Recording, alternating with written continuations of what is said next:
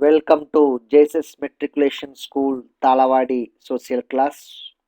Today I go to explain you English lesson number 2 from trade to territory. In the past class, I explained establishment of political power by English East India Company and Carnatic Wars. Today I go to explain you Anglo-Maratha Wars.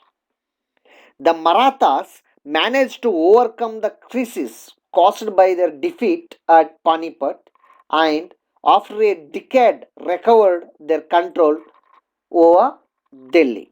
However, the old Maratha confederacy controlled by the Peshwa had given way to the five virtual independent states. Peshwa at Pune, Gaikwads at Baroda, Bonsal at Nagpur, Holkars and Indore, and Sindhs at Gwalior.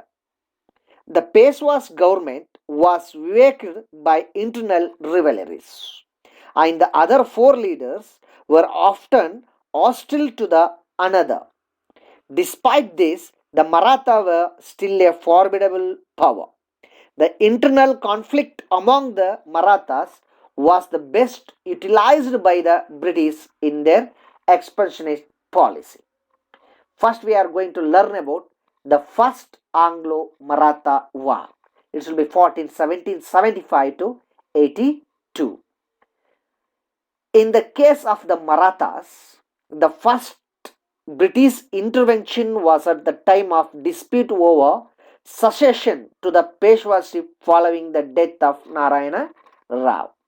After the death of Narayana Rao, Raghunath Rao Raghoba became the Peshwa, but his authority was challenged by the strong party at Pune under the Nan Padwanish. The party recognized the infant born Patho Mausley to Narayan Rao's wife Gangabai and the Peshwa and set up the Council of Residency in this name. Having failed to this bid to capture power, Raghunath Rao approached the British for help. The Treaty of Surat between the English and Raghunath Rao was concluded in 1775. However, the majority of the Supreme British Council in Calcutta was opposed to the Surat Treaty, although Warren Hastings himself had no objection to ratifying the treaty. The council sent Colonel Upton to Pune to negotiate a peace within the Pune Residency. Accordingly, upon concluded the Treaty of Purandar in 1776. The treaty, however, did not take effect due to the opposition from the English government in Bombay. In 1781, Warren Hastings dispatched British troops under the captain Poham.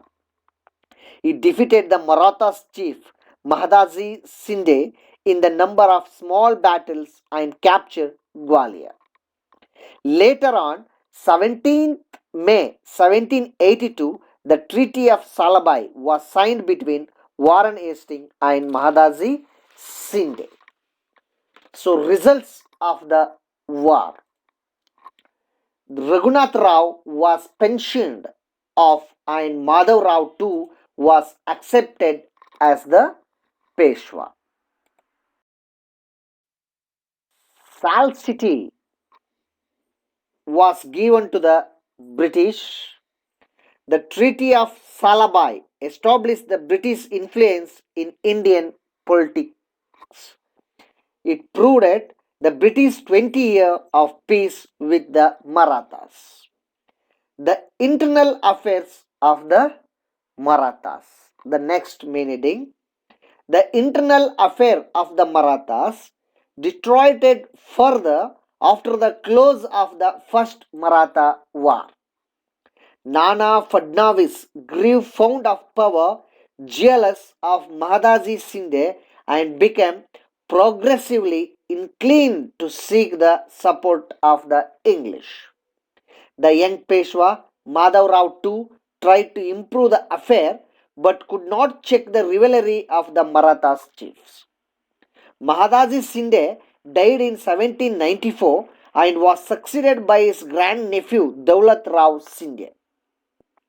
His death left Nana Fadnavis supreme at Pune and the English to expand their influence in North India.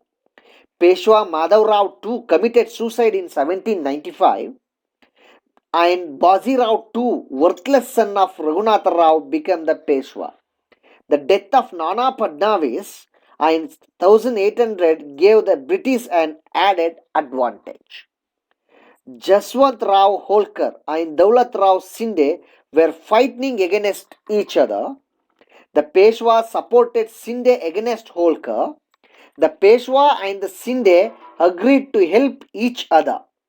Holkar marched against the Peshwa.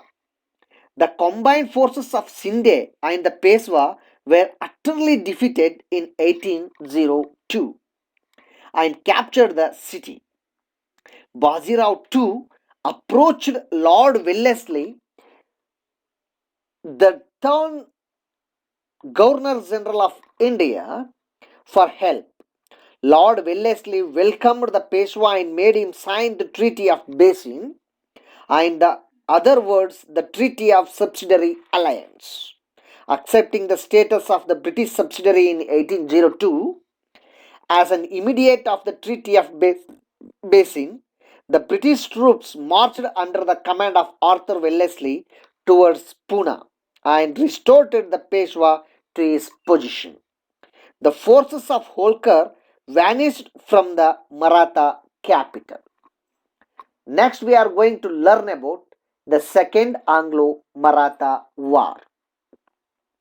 After accepting the subsidiary alliance by the Peshwa, Daulat Rao Shinde and Rajoji Bhonsle attempt to save Maratha's independence. But the well prepared and organized army of the English under Arthur Wellesley defeated the combined army of Shinde and Bhonsle at Aske and Aragon. The English forced them to conclude separate subsidiary treaties, namely the Treaty of Diogan and the Treaty of Sursi Arjungon, respectively in 1803. But Yashwantrao Holkar, also called as Jaswantrao Holkar, was yet undefeated.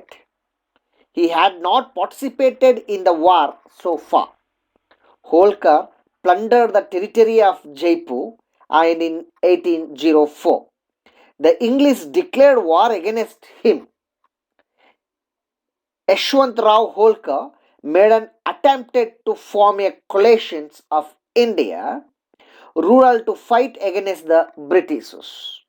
But his attempt proved unuselessly.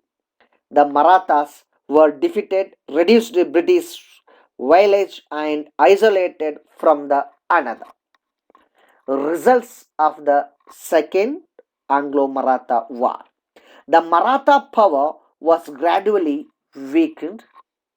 The East India Company started becoming the paramount power in India.